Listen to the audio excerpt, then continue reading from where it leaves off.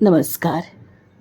अक्कलकोटस्थ श्री स्वामी समर्थ महाराजांची आद्य बखर. प्रकाशक धार्मिक प्रकाशन संस्था. अभिवाचन अतिथी पालिमकर. भाग 46.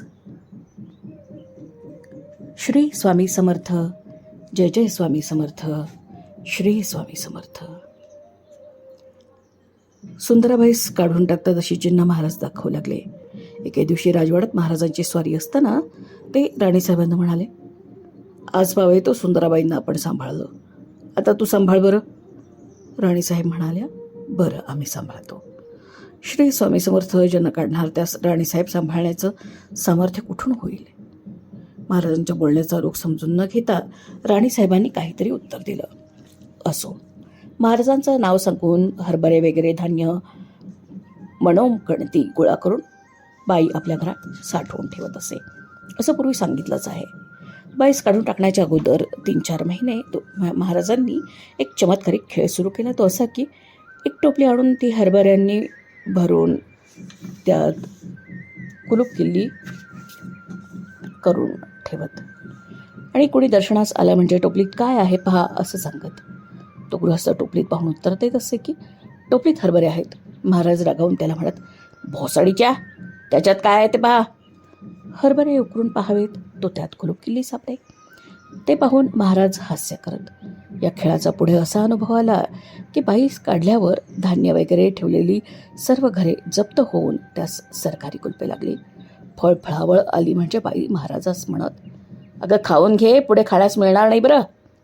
सुंदराबाईंच्या विलक्षण वर्तनाने सर्व लोक त्रस्त झाले आणि तिला महाराजांपासून दूर करण्याबद्दल प्रजेने मामलेदार आणि कारभारी यांच्याकडे अर्ज केले. राणीसाहेबांच्या तर्फे सुंदराबाई सेवा करत असल्याने सदरहू कामगार अर्ज तजवीजीस राणीसाहेबांकडे पाठवत. सुंदराबाई त्यांच्या प्रीतीतील असल्यामुळे अर्जांबद्दल काही विचार न होता ते विल्हेस पडत असत. मग कलेक्टर साहेबांकडे आणि कमिशनर साहेबांकडे, मुंबईच्या गव्हर्नर साहेबांकडेही अर्ज केले. ते अर्ज कारभारी साहेबांकडे तपासण्यास येऊ. तपासात बाईची गैरव्यवस्था दिसून आल्यानं तसा वरिष्ठ ठिकाणी रिपोर्ट जाऊन शेवटी बाईंना काढून महाराजांच्या व्यवस्थेकरिता पंचांची नेमणूक करावी असा मेहरबान कलेक्टर साहेबांचा हुकूम कारभारी साहेबास येऊन धडकला. बाळप्पाचं अनुष्ठान चाललेलंच होतं. सुंदराबाईस काढून टाकण्याच्या पूर्वीच्या 2-4 दिवसांची गोष्ट. एके दिवशी 3ऱ्या प्रहरी बाळप्पा नित्याप्रमाणे दर्शनास गेले असताना महाराज त्याला म्हणाले, अरे हिशोब घेऊन ये. बाळप्पाला त्याचा अर्थ कळेना. बाबा सबनीस आणि गणपतराव यास बाळप्पानं विचारलं, हिशोब काय द्यावा. बाबा सबनीसांनी मनन करून उत्तर दिलं, पूर्वी जनार्दन स्वामींनी एकनाथ महाराज सेवा करत असताना हिशोब मागितला होता. त्याप्रमाणे हिशोब पोथीवरून उतरून घेऊन बाबांनी बाळप्पाजवळ दिला. तो हिशोब बाळप्पांनी महाराजांपुढे ठेवला. महाराजांनी तो कागद घेऊन फेकून दिला. बाळप्पाच्या मनात चटचट लागली की महाराजांच्या मनाप्रमाणे झालं नाही. गणपतरावास त्यांनी झालेली हकीकत सांगितली.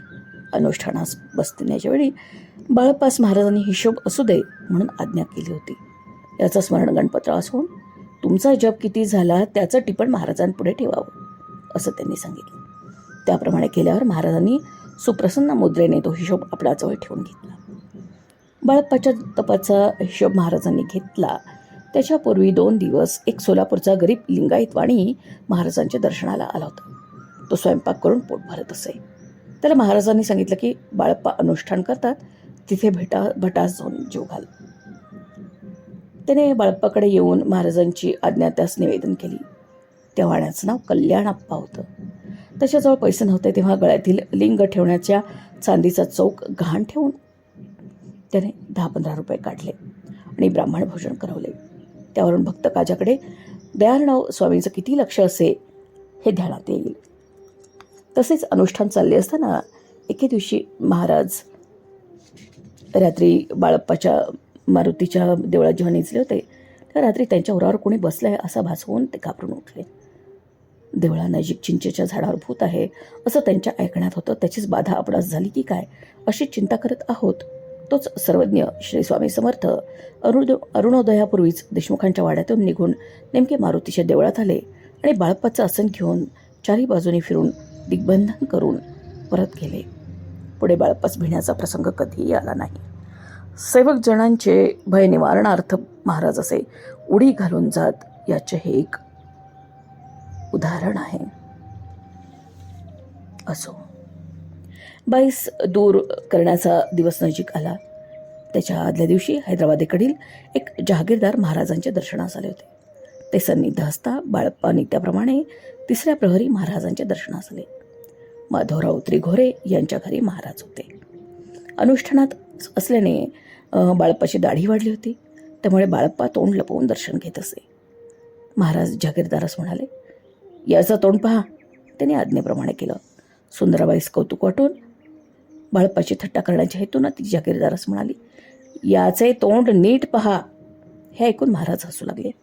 तेव्हा सुंदराबाईस जास्त आनंद होऊन, नीट तोंड उघडून पहा असं ती जहागीरदारास म्हणाली. इकडे महाराज पोट धरधरून अधिक हसू लागले. तो सुंदराबाईस अत्यानंद होऊन बाळप्पाची बरी फजिती होत आहे असं वाटून तोंड पाहण्याविषयी ती जहागीरदार मजकूर यास जास्तीच आग्रह करू लागली. त्यामुळे महाराजांचं हसू आवरेना. तेव्हा सुंदरबाई मनात चकित झाली आणि तिने महाराजांना विचारलं, महाराज, आपण आज फार का हसताय? महाराजांनी उत्तर दिलं, उगाच हसतो. दुसऱ्या दिवशी त्याच वेळेस सुंदराबाईस पोलिसांनी फरा ओढून नेऊन तिच्या तोंडास काळीमाला आणला. सर्वज्ञ स्वामी समर्थास वाटलं की आज ही बाळप्पाच्या तोंडाकडे पाहण्यास सांगत आहे, पण उद्या हिच्या लाजिरवाण्या तोंडाकडे सगळं अक्कलकोटच्या लोकांना पाहण्याचा प्रसंग येईल. नानासाहेब बर्वे कारभारी यांच्याकडे बाईस काढण्याविषयी हुकूम झाला होता. पण हुकूम अंमलात आणण्याची त्यांची छाती होईना. त्यांना असं वाटे की बाई महाराजांच्या प्रीतीतील आहे. तिला काढल्या तर महाराजांचा आपल्यावर कोप होईल. त्या दिवशी संध्याकाळी नानासाहेब दर्शनाला आले असताना त्यांच्या मनातील विकल्प जाणून महाराज म्हणाले, काय रे, असेच का काम करतोस? हे ऐकून नानासाहेबांच्या मनात खून पटली आणि बाईस काढण्यासंबंधानेच हे उद्गार असावेत असं त्याला वाटलं. दुसऱ्या दिवशी कारभारी यांनी फौजदारास हुकूम दिला की सुंदराबाईस महाराजांजवळून दूर करावी आणि 3 सेवेकरी महाराजांच्या सेवेस ठेवावेत. ज्यावेळेस बाळप्पाची थट्टाबाईने केली होती त्याच वेळेस दुसऱ्या दिवशी फौजदार 3-4 शिपाई घेऊन ओंडकरांच्या घरी महाराजांची स्वारी होती तिथे आले. बाळप्पाही त्याच वेळेस दर्शनाला आले होते. सुंदराबाईही महाराजांच्या उशापाशी बसली होती. फौजदार येऊन महाराजांचं दर्शन घेऊन बाईस म्हणाला, आज पावे तो मातोश्री प्रमाणे तुम्हाला मांडलं. हल्ली मी सरकारचा हुकूम बजावत असतो, त्यास उपाय नाही. आपण महाराजांजवळ बसू नये, चालतं व्हावं, लोकांबरोबर दर्शन घेत जावं. इतप्पर महाराजांच्या सन्निध राहण्यास तुम्हाला परवानगी नाही. बाई महाराजांजवळून जाईना मोठमोठ्याने रडू ओरडू लागली. दगडावर डोकं आपटून प्राण देते म्हणाली. महाराजांकडे पाहून ती विनंती करू लागली, महाराज, हे कसं करतात पहा, यांना काहीतरी सांगा. पण महाराजांच्याच मनात तशी गोष्ट कर्तव्य असल्याने ते एकही शब्द बोलले नाहीत. तेव्हा फौजदारासही धीर आला. बाईचा दंगा पाहून तिला त्यानं जरब दिली. तुम्ही डोकं आपटून प्राण द्याल व असे फंदे कराल तर एकदम उचलून पिंजऱ्यात ठेवीन. शेवटी निरुपाय होऊन आक्रोश करत बाई निघून गेली. हरभरे, तेल, लुगडी, छाटी, जोडे वगैरे अनेक पदार्थ बाईने साठवून ठेवले होते. पेढे, बर्फी तर कुजवून गेली होती. ज्या ज्या घरात हा माल होता तो जप्त करून त्या घरास सरकारची कुलपे लागली. पुढे सर्व मालाचा लिलाव करून तो पैसा महाराजांच्या कारणी लावला. मग सरकारातून पंचांची नेमणूक होऊन त्यांनी महाराजांची व्यवस्था पाहावी असं ठरलं. पंढरीनाथ खाजगी कारभारी हे मारुतीच्या देवळात येऊन बाळप्पास सेवा करण्यास घेऊन गेले.